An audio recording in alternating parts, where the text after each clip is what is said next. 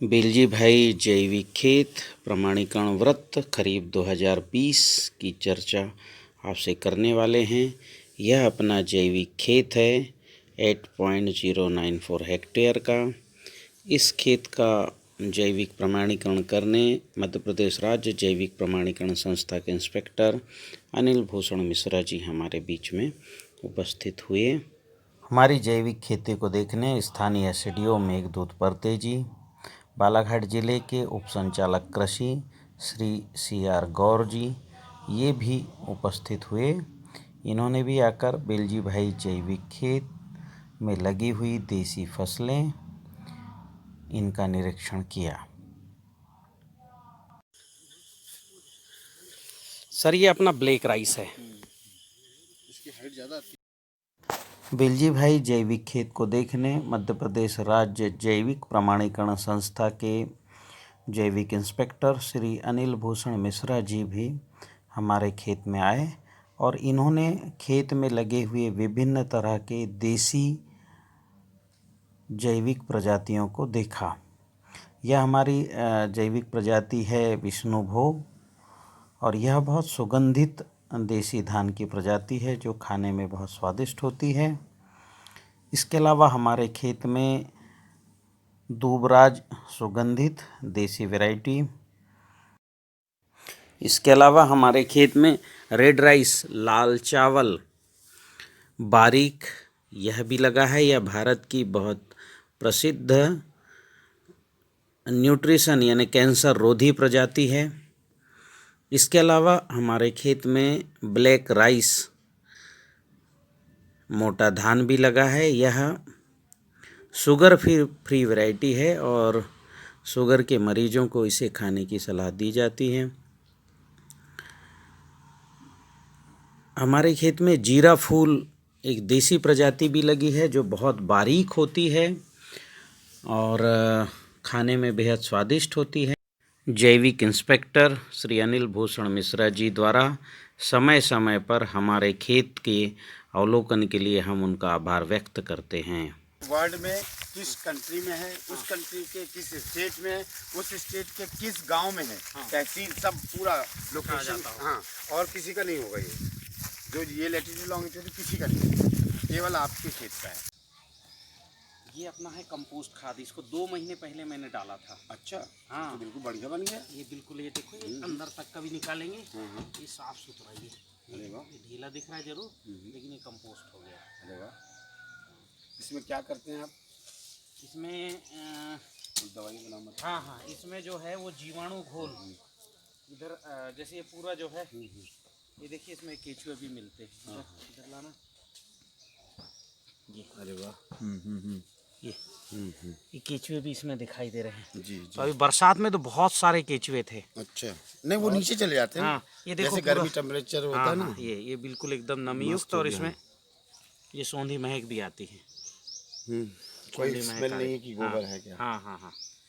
और ये हमने बनाया जीवाणु घोल से। अच्छा,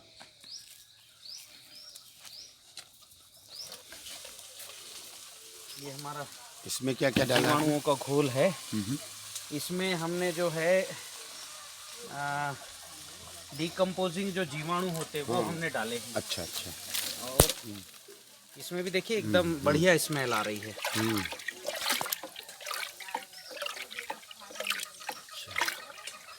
एक कैप्सूल से अभी देखें बढ़िया महक आ रही है इसमें। सोंधी महक आ रही है। ये सब जीवाणुओं का घोल है। यही हमने इसमें डाला है 2 बार और ये कंपोस्ट बन गया जी। और अब मैं आपको दिखाता हूँ गौमूत्र की। ये सर ये अपना गौमूत्र है। इसमें हमने हर्र और इसके अलावा कालमेघ जिसको बोलते हैं चिरायता और फिटकरी सेंधा नमक। इसको घोल लो पहले, इसको हमने हाँ घोल लो किस चीज़ से? नहीं ऐसे नहीं, पूरा नीचे से तभी मजा आएगी। कुछ डंडी है। हाँ वो क्या है, बैठ जाता है ना नीचे वो जो उसका मेन।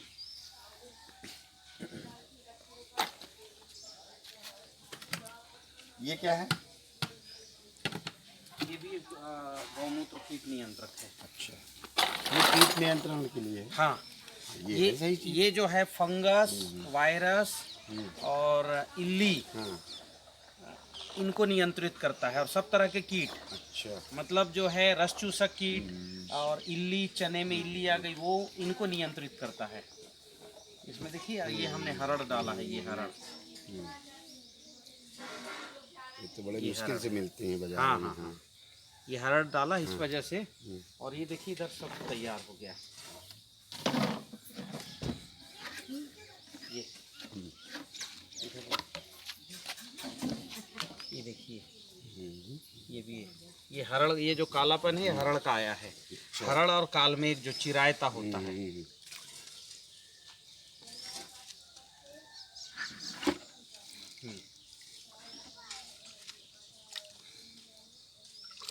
ये लकड़ी किस चीज़ की थी?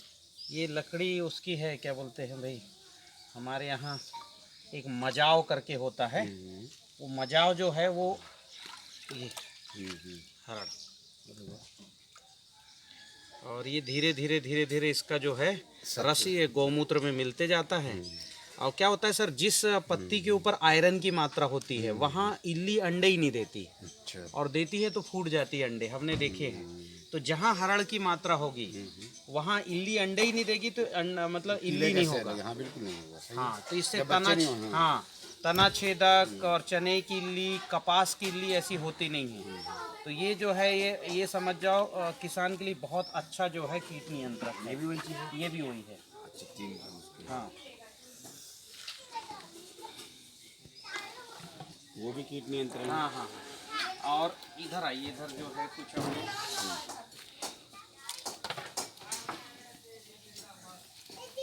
ये हमने तैयार किया है। ये हमने जो है इसको हम बोलते हैं एनपीके, जैसे नाइट्रोजन, फास्फोरस और पोटास की पूर्ति करता है। इसमें जो है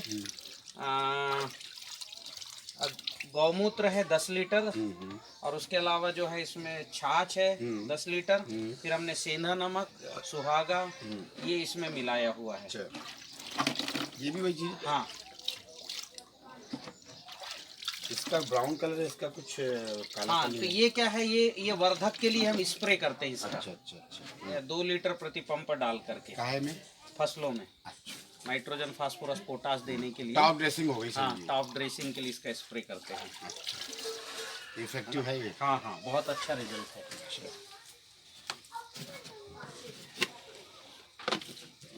ये कुछ और घोल दिखाते हैं।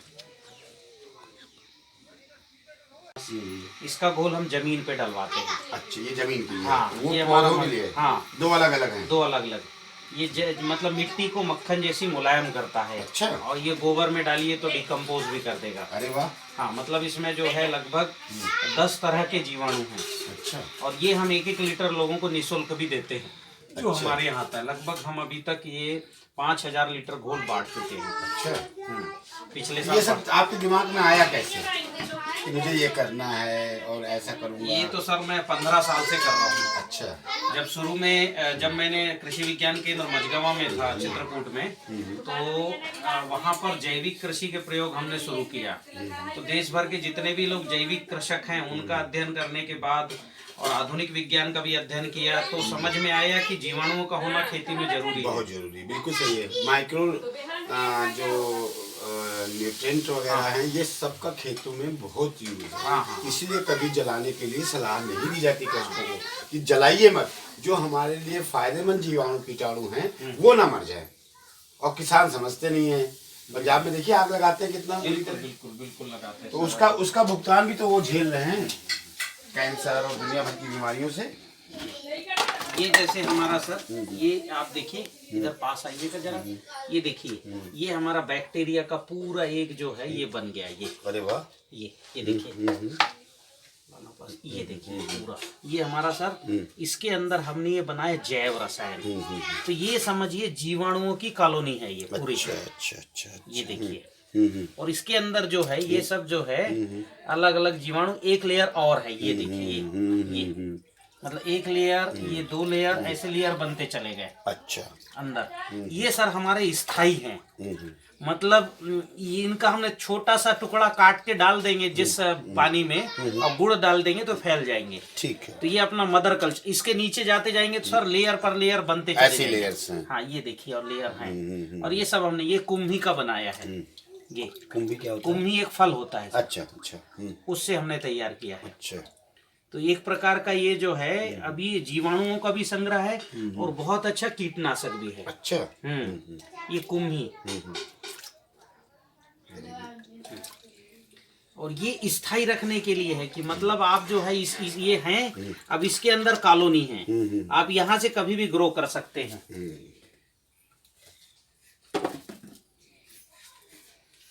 ये हम गुड़ डालते रहते हैं, इसलिए गुड़ का यहाँ रहता है। ये एक हमारा देखिए, और इधर आइए, ये हमारा बिल्व रसायन है सर। बिल्व रसायन, बेल से बना हुआ है। हाँ हाँ। अभी देखिए कितना बढ़िया इसमें एक महक है। और ये देखिए पूरा ये हमने बेल से बनाया है। ये किस लिए यूज होता है? ये पोटास की पूर्ति के लिए है। अच्छा। जैसे पौधों को पोटास देना है तो उसकी पूर्ति के लिए हम ये बिल्व रसायन बनाते हैं। तो इसको अंदर का गूदा निकालते हैं कि पूरा नहीं, इसको क्या है, 10 लीटर पानी में 3 किलो बेल का गूदा और 1 किलो गुड़।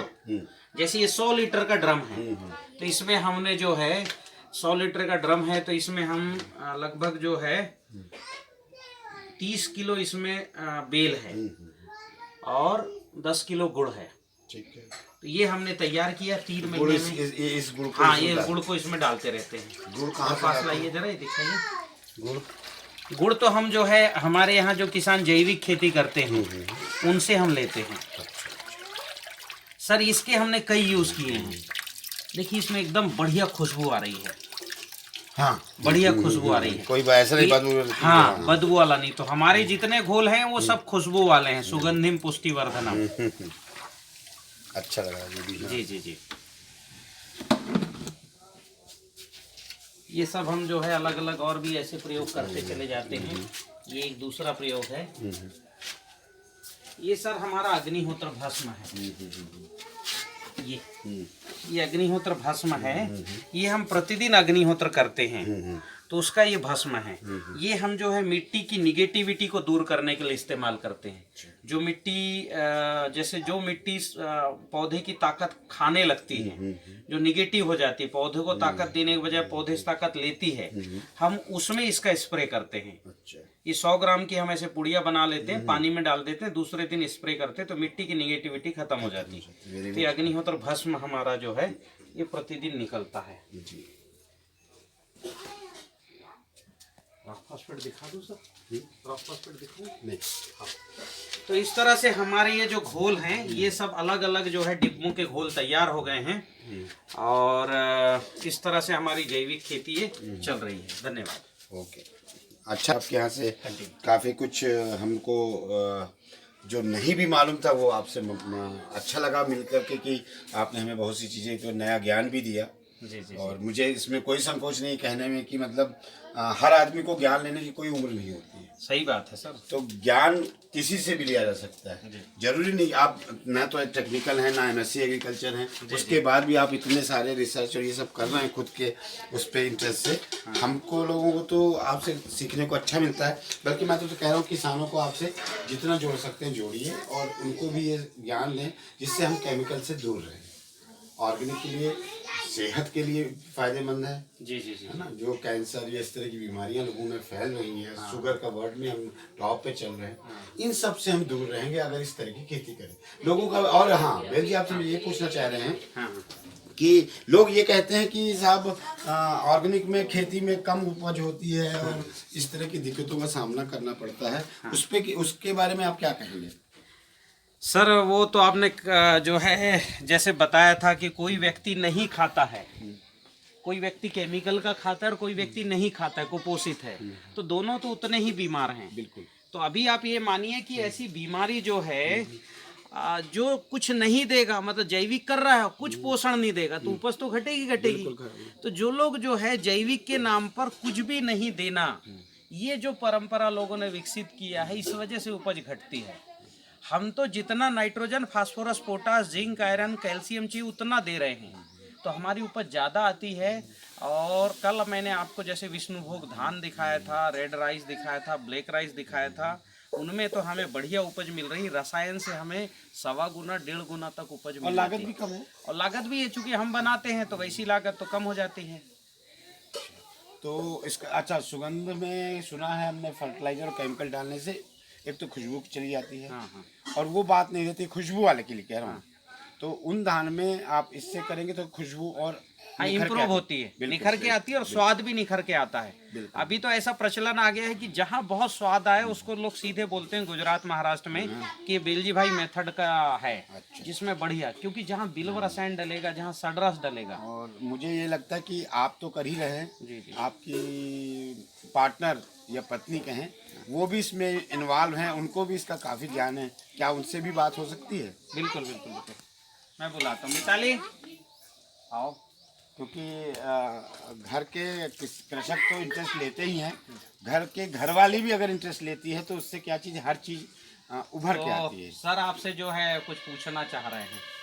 आपको ऐसा नहीं लगा कि आपके पति, आपको पता नहीं अच्छा खासे पढ़े लिखे, आप AAA में हैं शायद, हाँ, इंग्लिश हिंदी हिंदी और संस्कृत। संस्कृत से, और आपको इन्होंने ला करके गांव खेड़े में रख दिया और शहर से आई होंगी, आपको इंटरेस्ट कैसे लगा कि क्यों किया गया ये ऐसा? कहीं ना कहीं मेरे अंदर भी शुरू से ये भाव रहा था कि जो गांव की लाइफ रहती है वो बहुत अच्छी रहती है, और हम शहर में रहकर जो गंदगी से भरा हुआ भोजन कर रहे हैं वो कहीं ना कहीं हमारे स्वास्थ्य के लिए हानिकारक है, जिससे हम बचना चाहते थे। और जब इस तरह से नाना जी के देशमुख के यहाँ प्राकृत हम लोग जब काम करते थे दीनदयाल शोध संस्थान में, तो उसमें भी हम लोग देखते थे कि कई जगह जो सिंचाई का साधन है वो शौच का पानी रहता था, तो उसको हम लोग पसंद नहीं करते थे। हैवी मेटल पाया जाता है और वो सबसे खराब पानी कहा जाता है। बिल्कुल। तो उसके लिए हम कोशिश ये करते थे कि अपने आसपास जो सब्जी वगैरह अपनी बाड़ी में लगाएं, तो ऐसा हम लोग वहाँ पर भी करते थे। और अपने जीवन को सुधारने के लिए, अच्छी लाइफ जीने के लिए हमने इनका पूरा सहयोग किया, ताकि आगे चल के बीमारियों से बचाव हो सके। और ये हमारा खुद का अनुभव है, और हम देख रहे हैं कि जो पहले के बुजुर्ग थे उनको किसी तरह की कोई बीमारी नहीं होती थी। उसका कारण जब हमने जानना चाहा तो उसकी तह में हम गए, तो क्योंकि पहले के लोग घर की भोजन करते थे, घर की सब्जियां खाते थे, मिट्टी के बर्तन में बना हुआ भोजन करते थे, पीतल तांबे कांसे के बर्तनों का उपयोग करते थे। खत्म हो गया, ये दे। तो मैं कल 10:30 बजे से 10 बजे से आपके घर में हूँ, तो मैंने जो महसूस किया है कि आप अच्छी कुशल गृहिणी हैं, आपने जो खाने के लिए हर चीज़ हमको खिलाई, अपनी खुद की, हाँ मतलब होममेड था। और ज़्यादातर हमको हर चीज़ें इसलिए अच्छी लगी, आपको एक इतना पढ़ने के बाद ज़्यादातर महिलाएं क्या करती हैं कि वो ऑफिशियल जॉब, पढ़ाई, मतलब शहर में रहना चाहती हैं।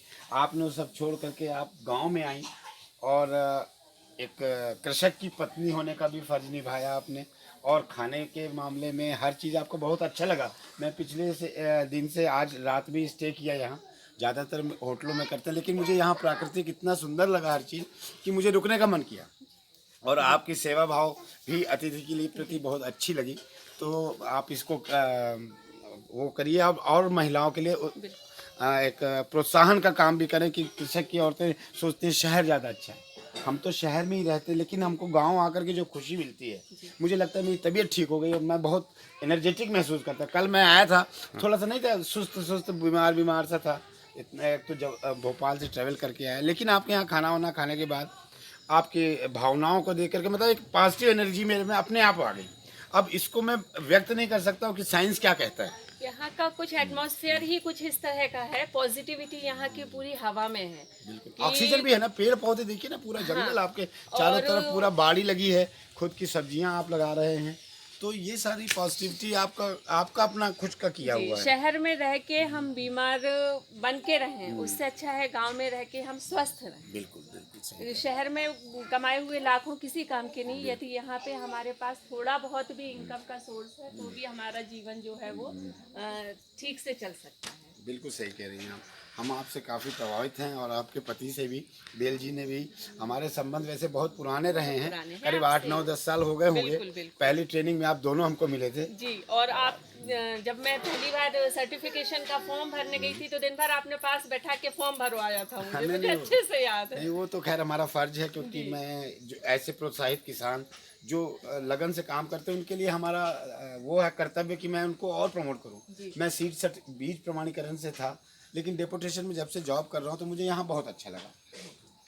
तो बेल जी आपका शुक्रिया और आपकी पत्नी का भी शुक्रिया कि आपके यहाँ जो आपने हमारा सेवा भाव किया, खाना खिलाया, अच्छे से रखा, नाश्ता नए नए तरह के किए और सब अपनी बाड़ी के ही चीज़ें खिलाई। वो क्या चीज़ थी पत्ते वाली? बरमरा कास के पत्ते कहलाते हैं। बर्मा कास के पत्ते की वो बेसन लगी हुई सब्जी थी, उसको कुछ और बोलते हैं ना, सगोड़ा। सगोड़ा। इसको सगोड़ा बोला जाता है। आपके हर चीज़ हमको जो गांव की खाई, हमें बहुत अच्छा लगा इस बारे में। और नई नई डिश बनाते, लौकी का आपने आज वो बनाया चिल्ला, वो भी मेरे लिए पहली बार था, तो अच्छा लगा। आपके हर चीज़ दाल सब्जियों में टेस्ट था। और इसी के साथ हम अब चाहते हैं, मुझे वहाँ जाना है गढ़ी इंस्पेक्शन के लिए। जी, बहुत बहुत धन्यवाद भाई। कि वो भी गुड़ की थी, शक्कर की सब जगह मिलती है, गुड़ की चाय, वो सब चीज़ बहुत अच्छा लगा मुझे। जी। आपको भगवान उन्नति दे। जी, धन्यवाद। बहुत धन्यवाद।